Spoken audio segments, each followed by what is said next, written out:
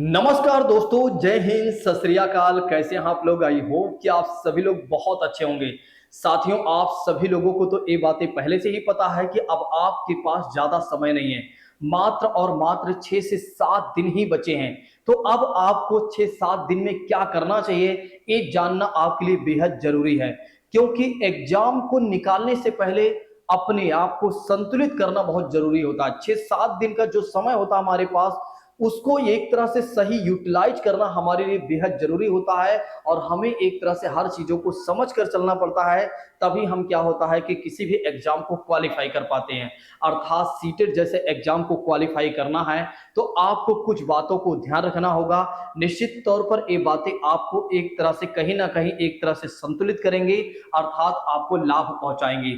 आइए हम जान लेते हैं कि वे कौन कौन सी बातें हैं जिन्हें हमें 7 दिनों या 6-7 दिन जो हमारे पास बचे हैं उन्हें फॉलो करना है। देखिए, सबसे पहली बात करते हैं साथियों, रिवीजन आपका तगड़ा होना चाहिए। क्या होना चाहिए? आपका रिवीजन तगड़ा होना चाहिए। अब रिवीजन कैसे होना चाहिए? तो फास्ट मोड पर होना चाहिए। किस मोड पर होना चाहिए? तो फास्ट मोड पर होना चाहिए। अब फास्ट मोड, अब आप सोच रहे होंगे सर फास्ट मोड का मतलब क्या हो जाता है? बस केवल और केवल सरसरी निगाहें से आप देखते चलिए। अगर पीडीएफ है तो उसको स्क्रॉल करते चलिए, जितनी बार हो सके उतनी बार स्क्रॉल करिए। आप देखिए, जैसे कि बात करते हैं, कम से कम 3 घंटा आप व्यक्तिगत 3 घंटे आप क्या करिए, अपना समय व्यक्तिगत रखिए। और उस 3 घंटे में आपको क्या करना है, 3 घंटे या 2 घंटे हर विषय को आप क्या करें, एक तरह से फास्ट मोड में रिवीजन करें। रिवीजन का मतलब ये नहीं कि उसको आप पढ़ें, रिवीजन का मतलब ये है कि उसको आप देखें और उसकी मुख्य बातें आप ध्यान में रखें। और साथ ही साथ कीवर्ड अगर हो सके तो उसको भी निकालते चलें, और जितनी बार हो सके उतनी बार आप रिवाइज करते चलिए। अच्छा, अगर कोई विषय आपका छूट गया है, मान लेते हैं कि कोई विषय अभी आपका सही से कंप्लीट नहीं हुआ है, तो अभी आपके पास समय है। जैसे प्लेलिस्ट में आप चले जाइए, कोई भी विषय आपका छूट गया है तो हर विषय की मैंने तैयारी करवा दिया है। साथ ही साथ सीडीपी की बात करते हैं तो सीडीपी, एनसीएफ और जो महत्वपूर्ण चीजें हैं उसकी क्लास मैं आपको प्रोवाइड कराने वाला हूं कल, अर्थात कल है 1 तारीख, 1 जुलाई को मैं प्रोवाइड करा दूंगा। अगर आप लोगों ने उस क्लास को 2 ढाई 3 घंटे वाली देख लिया तो मैं कहता हूं कि आपके एग्जामिनेशन में बिल्कुल भी क्वेश्चन गलत नहीं होंगे और बहुत सारे क्वेश्चन आपके सही होने लगेंगे। तो ये मान के चलिए, आपको क्या करना है, रिवीजन करना है। अगर जो चीजें छूट गई हैं तो उसको आप जाकर क्या करिए, हमारे प्लेलिस्ट में जाइए, उस विषय की वीडियो आप देख डालिए। अभी आपके पास समय है, लेकिन वीडियो नॉर्मल स्पीड में नहीं देखना है। अगर देखना ही है तो 2x स्पीड में देखना है। और नोट्स आप मुझसे ले लीजिए, टेलीग्राम चैनल को ज्वाइन कर लीजिए। और टेलीग्राम चैनल, टेट वाली क्लास के नाम से टेलीग्राम चैनल है, उसको ज्वाइन कर लीजिए ताकि वहां पर नोट्स शेयर की गई हैं, आप नोट्स देख सकें। एक तो पहली बात ये है। दूसरी बातें आपको ये ध्यान रखना है साथियों, दूसरी बात ये है कि तनाव ज्यादा न लें। अब बहुत सारे छात्र क्या होता है कि जैसे जैसे एग्जाम पास में आता जाता है वैसे वैसे वे तनाव लेते जाते हैं, और जिसकी वजह से क्या होता है, जितनी भी चीजें वे पढ़े होते हैं, जितनी भी चीजें वे जानते रहते हैं, वे सारी चीजें धीरे धीरे भूलने लगते हैं। और वे एकदम साधारण पर्सन बनकर बैठ जाते हैं। उनको ऐसा लगता है कि अब मुझे ना तो कुछ याद है, ना मैं पढ़ रहा था, ना कुछ नहीं। ऐसा लग रहा था, ऐसा लगने लगता है कि बिल्कुल वे नॉर्मल पर्सन हो गए हैं, एक तरह से आज तक उन्होंने कुछ पढ़ा ही नहीं है। क्योंकि ज्यादा जब तनाव ले लेते हैं तो मन जो होता है विचलित हो जाता है। और जब मन विचलित हो जाता है तो हमारी जो बुद्धि होती है, यानी कि हमारा जो विवेक होता है, वो काम करना बंद कर देता है। ठीक है, और हम एक तरह से बाद में धीरे धीरे एक तरह से निद्रा की ओर चले जाते हैं, या कह सकते हैं आलस की ओर चले जाते हैं। और फिर हमारा कुछ करने का मन नहीं करता है। और ऐसे 1-2 दिन जब बीत जाता है तो हमारे अंदर डीमोटिवेशन आ जाता है, और हमें ऐसा लगता है कि इस बार मेरा एग्जाम नहीं निकलेगा, अब कुछ नहीं हो सकता है, अब ऐसे का ऐसे ही चलो कोई नहीं, पेपर देकर आ जाते हैं। तो आप तनाव बिल्कुल भी ना लें। दूसरी बात, सब पढ़ने के चक्कर में ना पड़े। बहुत सारे छात्र क्या करते हैं, सब कुछ पढ़ने के चक्कर में अब पढ़ जाएंगे। कुछ नहीं पढ़ना, बस रिवीजन करना है। रिवीजन का मतलब क्या है, स्क्रॉल करो। अगर पीडीएफ है तो स्क्रॉल करो, नोट्स है तो उसको आप बार बार पलटो, सिर्फ पलटना ही है। आप ये मत सोचिए कि कुछ और करना, पलटिए और ऐसे देखते चलिए। चलिए मैं आपको बता देता हूं आपको क्या करना है, पलटना है। अगर आपके पास मान लेते हैं नोट्स है, आप पलटते जाइए और उसको ऐसे देखिए, अच्छा इसमें ये बातें हैं, हाँ ठीक है, इसमें ये बातें हो गई। दूसरी बात करते हैं। अब आपको क्या करना है, ऐसे पलटना है, ऐसे पलटते जाना है। जब आप एक विषय को कम से कम 4-5 बार 6 बार आप क्या कर लेंगे, पलट लेंगे, तो इससे आपके लिए बेनिफिट ये हो जाएगा, आपके अंदर आत्मविश्वास आ जाएगा, अर्थात सेल्फ कॉन्फिडेंस आ जाएगा और आपको लगेगा कि अच्छा मैंने जितना भी पढ़ा था वो सब मुझे याद है, और आराम से आप क्या कर सकेंगे कि एग्जाम के लिए अपने आप को तैयार कर सकेंगे। और फिर जब एग्जाम में बैठेंगे तो आप अच्छे मतलब ज्यादा से ज्यादा प्रश्नों को सॉल्व कर सकेंगे और आपके सिलेक्शन का जो दायरा रहेगा या एक तरह से रेशियो जो रहेगा वो बढ़ जाएगा। ठीक है, तो आपको तनाव ज्यादा नहीं लेना है। दूसरी बात, चौथी बात करते हैं, ज्यादा ना सोचें इस बार क्या होगा। ज्यादातर छात्र ये सोचने लगते हैं कि यार इस बार क्या होगा, पिछली बार भी मैंने पेपर दिया था, कुछ छात्र पहला अटेम्प्ट दे रहे होंगे तो उनको लग रहा होगा क्या होगा, हो सकता है चलो मैं दोबारा दे लूंगा। नहीं, ये सब दोबारा दिमाग में मत रखिए, और जो पिछली बार दिए थे वे इतना ज्यादा टेंशन ना लेने कि भैया मेरे जीवन में अब क्या होगा, इस बार मेरा होगा कि नहीं होगा। कई बार क्या होता है कि जब हम दुविधाओं में आ जाते हैं तो अपने काम को बेहतर नहीं कर पाते हैं। जहां पर हमें 100% देना होता है वहां पर हम 100% अपने आप को नहीं दे पाते हैं, अर्थात क्या होता है कि हम अपने आप को 100% नहीं दे पाते हैं, और जिसके वजह से क्या होता है कि जो हमारा सिलेक्शन के रेशियो अर्थात जो हमारी सफलता के रेशियो होती है साथियों, वो भी कहीं ना कहीं कम हो जाती है। इसलिए मैं आपसे एक कहना चाहूंगा, आप निर्णायक मत बनिए। क्या होता है कि कई बार आप निर्णायक बन जाते हैं, क्या बन जाते हैं, आप निर्णायक बन जाते हैं, और जब आप निर्णायक स्वयं बन जाते हैं या आप स्वयं एक तरह से कर्ता की बात करते हैं या धर्ता बन जाते हैं, जब स्वयं निर्णायक बन जाते हैं कि भैया एक तरह से मेरा सिलेक्शन होगा कि नहीं होगा, लगता है नहीं होगा। क्यों आप ये सोच रहे हैं नहीं होगा, आप ये सोचिए ना कि होगा। निगेटिव बातें लाने से अच्छा है पॉजिटिव बातें लेकर आइए। तो खुद निर्णायक मत बनिए या एक तरह से खुद निर्णय मत लीजिए, खुद एक तरह से फल मत लीजिए कि मेरा क्या होगा, मेरा होगा कि नहीं होगा। ठीक है, ठीक है, ये बातें याद रखिएगा। नेक्स्ट बात करते हैं, ये मत सोचे अब मैं भूल रहा हूं या भूल गया हूं या भूल गई है।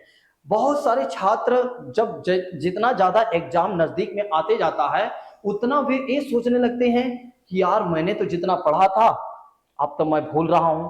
वे ये महसूस करने लगते हैं, कुछ तो ये महसूस कर लेते हैं मैंने जितना भी पढ़ा था सब भूल गया, अब मुझे कुछ याद नहीं है, मैं बिल्कुल ब्लैंक हो गया हूं। ये क्या है, आपका दिमाग है।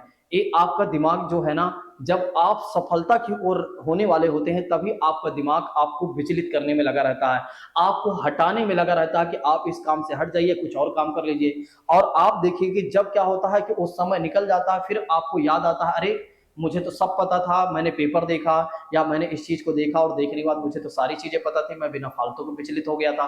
विचलित नहीं होना है। मेरा कहने का मतलब ये है कि आपको ये नहीं सोचना है कि मैं सब भूल रहा हूं, बल्कि आपको ये सोचना है कि अब मुझे सब अच्छे से याद आ रहा है। 7 दिनों तक ये महसूस करना है, 6 दिनों तक अब मुझे अच्छे से याद आ रहा है। अच्छा सिविक्स में ये बातें थी, हाँ याद आ गया, ज्योग्राफी में ये बातें थी, हिस्ट्री में ये थी, साइंस में था। मतलब हर विषय को आप एक तरह से प्रायोरिटी में अपने दिमाग में रखिए, अच्छा ये विषय अब मुझे एक तरह से याद आ रहा है। जब आप ये बार बार अपने दिमाग को संदेश देते जाएंगे तो एक समय ऐसा आएगा जब आपको लगेगा अब मुझे सब याद है, और एक दिन पहले आपको इतना कॉन्फिडेंस आ जाएगा कि जब एग्जाम में बैठेंगे तो आपको कोई दिक्कत नहीं होगी और निश्चित तौर पर आप ज्यादा प्रश्न करके आएंगे। ये बातें आप ध्यान रखिएगा, और कहीं ना कहीं एक तरह से आप देखेंगे खुद में खुद आपको लगेगा कि वाकई में प्रवीण सर्जन ने जो बताया था वो वाकई बहुत अच्छा बताया था। चलिए नेक्स्ट बात करते हैं कि नकारात्मक लोगों से दूर रहें।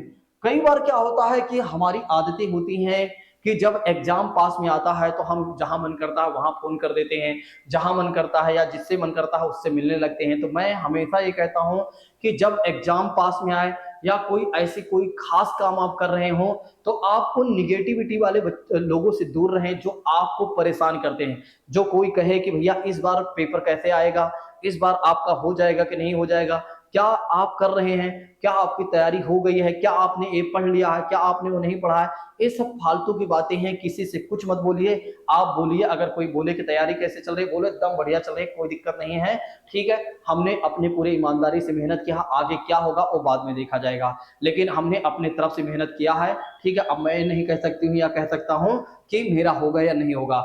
दूसरी बात करते हैं साथियों, यानी लास्ट बात करते हैं, हैप्पी फील करें। आप ज्यादातर हैप्पी फील करें, अच्छा महसूस करें। जब अच्छा महसूस करेंगे तो ज्यादा पढ़ सकेंगे, और जब ज्यादा पढ़ सकेंगे तो ज्यादा चीजों को गेनिंग कर सकेंगे, और वो चीजें आपको एग्जाम में कहीं ना कहीं मदद देंगी साथियों। और लास्ट बातें मैं आपसे कहना चाहूंगा, एक और बातें ध्यान रखिएगा, आपका खान पान बहुत अच्छा होना चाहिए। खान पान कैसा होना चाहिए? आप 7 दिनों का, ठीक है, और रूटीन आपका सही होना चाहिए। कैसा होना चाहिए? रूटीन सही होना चाहिए। बहुत सारे छात्रों का रूटीन सही नहीं होता है, उठने का समय कुछ और होता है, खाने का समय कुछ और होता है, और एक तरह से कुछ तमाम सोने का समय कुछ और होता है। मैं आपको बता देता हूं कि जैसे आपका एग्जाम टाइमिंग आप देख लीजिए कि कौन से शिफ्ट में आपका एग्जाम है, क्योंकि पेपर 1 पेपर 2 दोनों की बात की जा रही है। तो जिसका जिस टाइमिंग में पेपर है वो अपने रूटीन को उस समय ऐसा खाली करके चले कि उस समय ना उसे एक तरह से टॉयलेट जाने का मन करे, ना उसे एक तरह से नींद आने का उसका मन करे, ना उसको उसको भूख लगे। मतलब कुल मिलाकर ऐसी रूटीन वो बनाए कि उस समय के लिए वो बिल्कुल अपने आप को संतुलित रखे। मतलब उस समय वो बिल्कुल फ्री फील करे। अगर 7 दिनों तक आपने ये कर लिया तो 6 दिनों तक आपने कर लिया तो 7वें दिन आप जब पेपर देंगे तो आप बहुत अच्छा फील करेंगे। और कोशिश करें कि उस समय आप क्या करें, खुद से टेस्ट सीरीज लगाएं। मैं कहूंगा ना तो मेरे यूट्यूब चैनल पर आप आए, ना तो किसी के यूट्यूब चैनल पर जाएं, ना किसी टीचर से मिले। आप क्या करिए, आपके पास जो प्रैक्टिस सेट है उसको आप लगाइए। उसी समय जिस समय यानी जिस शिफ्ट में आपका पेपर है उतने टाइमिंग से लेकर उतने टाइमिंग तक आप क्या करिए, थोड़ा से लगाइए, क्वेश्चन लगाइए, देखिए और अच्छा फील करिए, बस आपका काम हो जाएगा। खान पान का मतलब क्या था? खान पान के मतलब ये है कि आप डेली डाइट अच्छी लीजिए, डाइट अच्छी लीजिए, क्योंकि इस समय आप मेहनत ज्यादा कर रहे हैं। क्या कर रहे हैं? इस समय आप मेहनत ज्यादा कर रहे हैं, तो आपके अंदर लेजीनेस आ रहा होगा, आपके अंदर आलसपन आ रहा होगा। तो उसके लिए आप क्या करिए, कम से कम जूस तो लीजिए ही, कम से कम जूस लीजिए। आप भारी फूड मत खाइए। जैसे कई बार क्या होता है कि हम भारी फूड ले लेते हैं, ठीक है, जैसे कि बात करते हैं ऑयली वाली चीजें ले लेते हैं, तो इससे क्या होता है कि कहीं ना कहीं नींद आने लगता है, कभी कभी क्या होता है पेट खराब हो जाता है, तभी कभी कभी क्या होता है दिमाग डिस्टर्ब हो जाता है, कई चीजें डिस्टर्ब होती हैं। तो इसलिए मैं कहूंगा कि खान पान में आप ध्यान रखें, ठीक है। आप क्या करिए, जूस लीजिए या कुछ ड्राई फ्रूट्स लीजिए, थोड़ा बहुत जैसा भी आपको जो लगे, कुल मिलाकर जिससे आप एनर्जेटिक रहें उन चीजों को आप जरूर लीजिए। तो इससे क्या होगा कि आपकी सारी चीजें संतुलित रहेंगी। और जब एक 6 दिन आपने अपने आप को संतुलित कर लिया, मैं गारंटी लेता हूं कि आपका एग्जाम तो यूं ही निकल जाएगा, चाहे आप भले ही कम पढ़े होंगे, ठीक है। अगर आप अपने आप को संतुलित नहीं कर पाते हैं तो निश्चित तौर पर आप परेशान रहेंगे। अब आप लोग हमें बताइए, मुझे बताइएगा कमेंट बॉक्स में कि क्या जो बातें मैंने आपको बताई, क्या वाकई में आप भी ऐसा फील करते हैं? क्या आपके साथ ऐसा होता है? अगर होता है तो एक बार यस करके लिखिएगा, और नहीं होता है तो भी एक बार अपने एक्सपीरियंस जरूर शेयर करिएगा। अच्छा, जिसको जैसा भी कुछ फील हो रहा हो, मैं उन सभी छात्रों से कहना चाहूंगा वे अपनी बात को कमेंट बॉक्स में लिख देंगे। सभी के कमेंट को पढ़ने के बाद जो जवाब होंगे, जो सही चीजें होंगी, उसको मैं आपके सामने प्रस्तुत करूंगा। जिससे क्या होगा कि और भी जो छात्र हैं अगर वो भी इस तरह से फील कर रहे होंगे तो उनकी भी चीजों को दूर किया जा सकेगा, जो उनके अंदर कमियां होंगी, ठीक है। तो साथियों, जैसा कि बात करते हैं 6-7 दिन की रणनीति मैंने आपको बता दिया है। आज की बात को यहीं पर स्थगित किया जाता है। अब थैंक यू सो मच। जय हिंद दोस्तों, take care all of you. हम मिलते हैं अपनी क्लास में। और चैनल को इसलिए सब्सक्राइब कर लीजिए क्योंकि अगर आप देखते हैं आपका मन है टीचर बनने का, तो टीचर से संबंधित सारी तैयारी इस चैनल पर करवाई जा रही है। बस आप हमारे साथ जुड़िए, एक बार भरोसा कीजिए, आपका भरोसा नहीं टूटेगा। Thank you so much. जय हिंद दोस्तों, take care all of you.